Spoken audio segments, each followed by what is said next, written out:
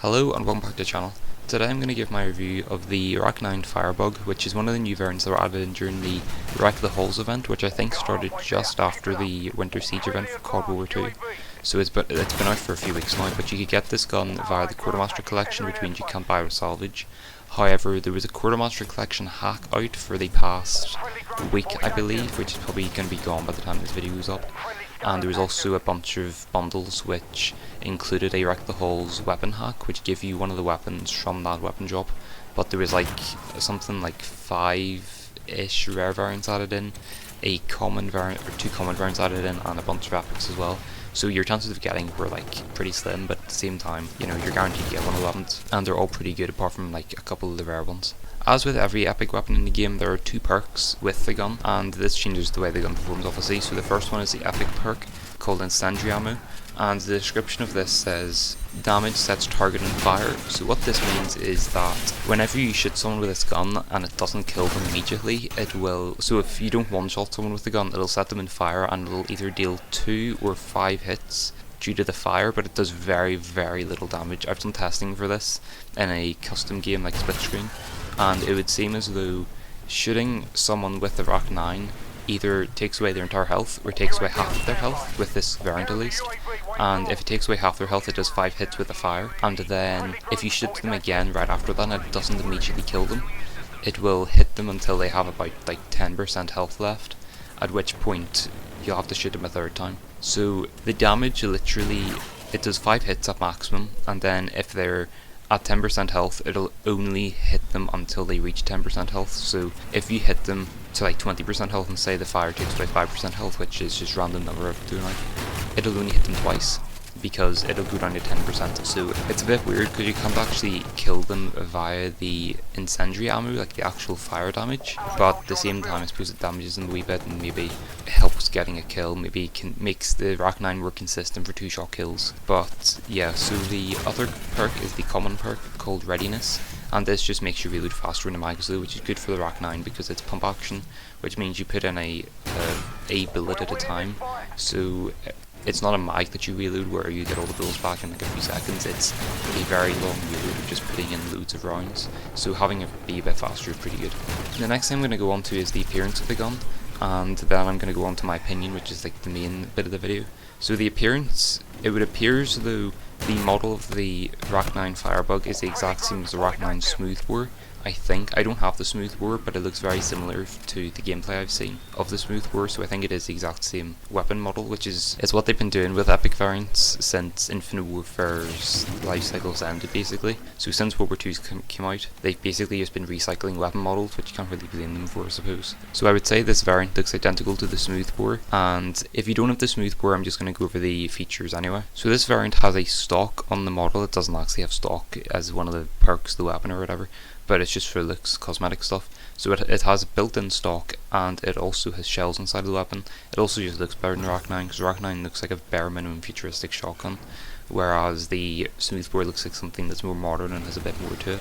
So I think it looks a lot better, but that's about it for appearance. There's nothing much really. I also can't show the base camo on it because I got the Mark II version, therefore I can't actually show the camo, but that's, you know, it is what it is. If you've got the Smoothbore, it's the exact same model, so you can just look at it in your game if you want. So I'm going to go on to my opinion of the gun now. I'm going to go over it in parts, so it's going to be the perks first and how useful they are, and then how the gun actually feels when playing with. And somewhat related is the gameplay in the background. The first gameplay you should be seeing, which may or may not be gone by now, is on Throwback, where I get about a third of my team's kills, which makes the gun look amazing.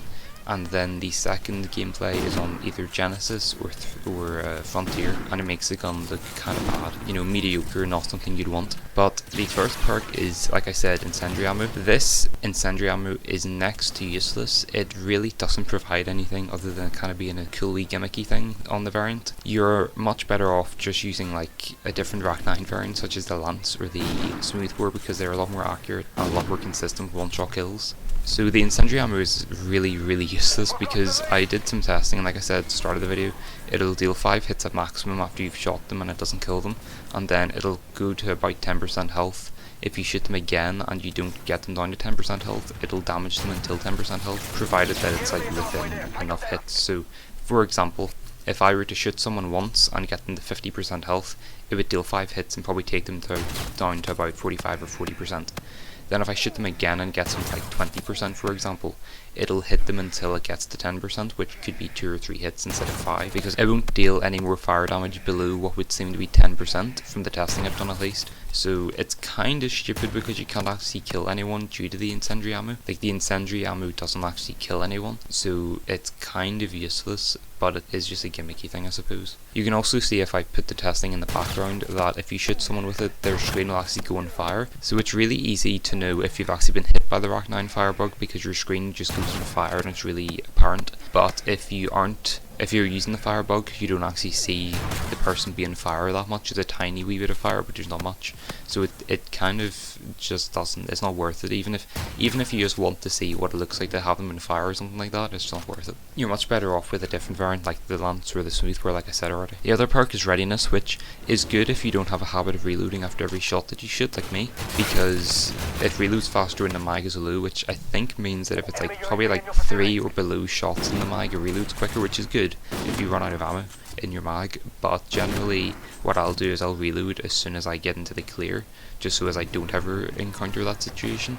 So it's a nice perk, but it's kind of useless basically like every common perk in the game, aside from having extra ammo in the mag or something like that. So yeah, but I mean, it's still a nice perk to have, but it's not really that useful. Overall, I would say this variant isn't any better than the base Rack-9, aside from it doing very, very little damage from incendiary ammo and having a faster reload in the mag, so it really doesn't help in any way, shape or form. I would say that you're just, you know, if you come up against the base variant Rack-9, you're not going to have the upper hand in any way, basically, because the base variant Rack-9 can get pretty consistent one-shot kills, but there'll be occasions where you'll think, oh, it should have been a one-shot kill, but it's a 2-shot, and that's the exact same thing with the Firebug, and that's why I say you'd be much better off just using the Rack-9 Lance or the Rack-9 Smoothbore if you're good with the Smoothbore, because the Smoothbore just shoots one slug, and you can't actually use it as a shotgun. It's more like a sniper type thing.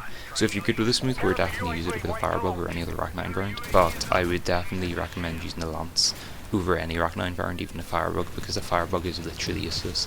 It's a pretty cool gun to use and it looks cool and everything, and you know, it's an epic variant and it's got that cool gimmick, but at the same time it isn't really useful. So if you want to do well, use the Rack-9 Lance or Smoothbore, but if you want to have a bit of fun, I suppose use the Firebug. Personally, I would say it's not really worth it. So overall, I'd say this variant isn't really worth it. It has a cool gimmick of lighting enemies on fire, but it doesn't deal much damage at all, and it is basically as the Rack-9 base variant, only it deals a tiny wee bit of fire damage and looks kinda cool. So that's about it. I suppose you can judge it for yourself, but I would personally say if ever in the future this is purchasable with salvage, I would highly recommend never buying this with salvage, because it just is not worth it, and you're much better off with the Lance or the Smoothbore, like I said. Anyway, that's about it. I hope you enjoyed the video. If you did, please consider leaving a like, and subscribing.